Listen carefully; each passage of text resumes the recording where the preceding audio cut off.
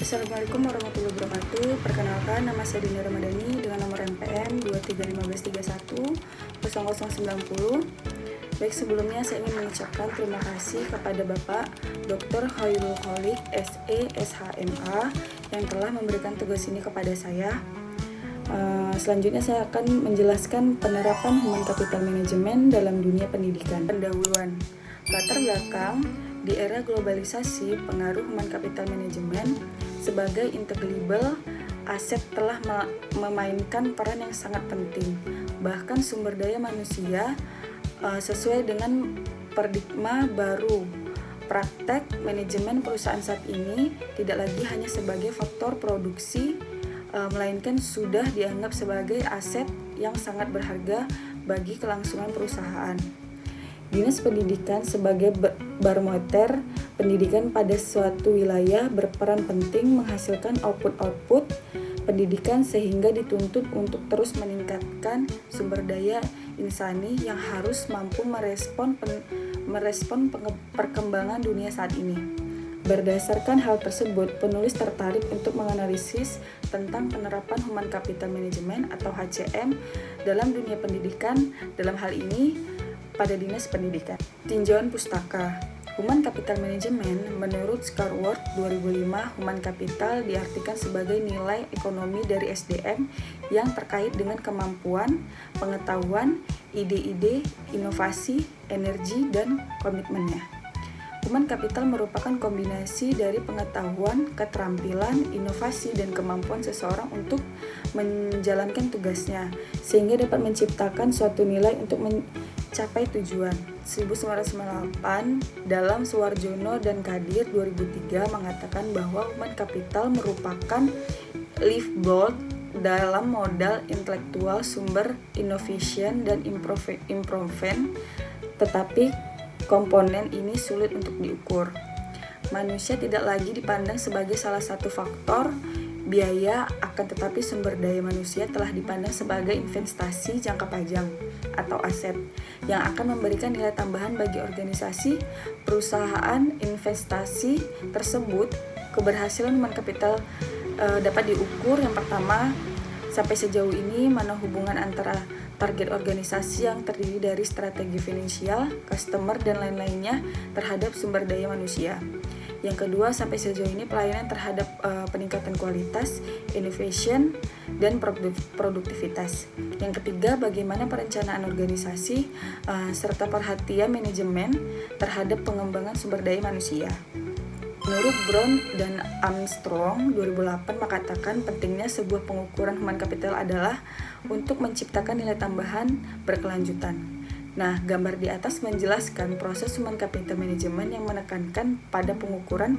Baik Brown ataupun John Eijkman mengatakan bahwa pengukuran dalam Human Capital Management merupakan faktor kunci untuk menciptakan nilai tambahan. Pentingnya aplikasi pengukuran yang disebut dan merupakan kunci penciptaan nilai yang berhubungan erat antara balance dan memiliki 4 dinamis, yakni yang pertama kesuksesan tenaga kerja, yang kedua kepemimpinan dan perilaku tenaga kerja, yang ketiga kompensasi tenaga kerja, yang keempat pola pikir tenaga kerja budaya. Dengan demikian dari telaah teoritis tersebut atas dapat disimpulkan bahwa modal insan Human Capital Management adalah kombinasi dari berbagai pengetahuan, keahlian, kecerdasan, motivasi untuk belajar, kreativitas, inovasi, dan pengalaman yang melekat pada diri seseorang dalam mewujudkan tujuan organisasi. Sementara manajemen modal insan Human Capital Management adalah hal yang menyangkut sistem atau metode ukur, mengukur, menganalisis, dan membuat laporan. Human Resource Management versi Human Capital Management. Human Resource Management (HRM), manajemen sumber daya manusia atau MSDM. Menurut Dessler 2006 adalah kebijakan dari praktek menuntut aspek manusia untuk sumber daya manusia dalam posisi manajemen dalam proses memperoleh, melatih, menilai, dan memberikan kompensasi kepada karyawan. memperhatikan hubungan kerja mereka, kesehatan, keamanan, dan masalah keadilan. Sedangkan menurut pendapat Inventions 2007 bahwa manajemen sumber daya manusia yang secara khusus diisi dengan program yang bersangkutan dengan orang-orang karyawan yang dilakukan dalam fungsi organisasi yang paling efektif memfasilitasi penggunaan orang atau karyawan untuk mencapai tujuan organisasi dan individu. Human Capital Management atau HCM menurut adalah merupakan upaya mengelola dan mengembangkan kemampuan manusia untuk mencapai tingkat signifikan yang lebih tinggi secara kinerja. Sedangkan menurut Kars 2005 bahwa Human Capital Management adalah menciptakan nilai melalui orang dan merupakan filosofi pembangunan manusia. Pengukuran human capital bukan dimaksud untuk menentukan nilai intrinsik SDM, melainkan dampak perilaku SDM atas proses-proses organisasional. Pengukuran ini penting dilakukan untuk mengetahui efektivitas strategi yang dijalankan perusahaan terhadap seberapa besar kontribusi karyawan terhadap peningkatan kinerja. Di samping itu, pengukuran SDM merupakan suatu manajemen kinerja yang sangat penting dan alat untuk melakukan perbaikan. Menurut Fish and 2000. Aplikasi Human Capital Management. Proses Human Capital Management merupakan serangkaian aktivitas reporting, evaluation, dan action dan memungkinkan organisasi untuk mengoptimalkan produktivitas sumber daya manusia melalui pengukuran, melaporkan, menganalisis, mengevaluasi, dan melakukan aplikasi kegiatan untuk mencapai tujuan organisasi. Brown dan Armstrong 2007. Pembahasan studi kasus peningkatan kualitas pegawai dan tenaga pengerjaan sebagai upaya mewujudkan human capital. Untuk meningkatkan kualitas sumber daya manusia yang dimiliki saat ini, perlu didorong agar setiap pegawai dan tenaga kerja yang dimiliki melanjutkan pendidikan ke jenjang yang lebih tinggi, terutama yang saat ini masih berpendidikan setara sebagai syarat minimal untuk menjadi tenaga pengerja di tingkatan setara 1, dan bagi yang sudah berpendidikan setara 2 diberikan kesempatan seluas-luasnya untuk melanjutkan ke jenjang setara 3.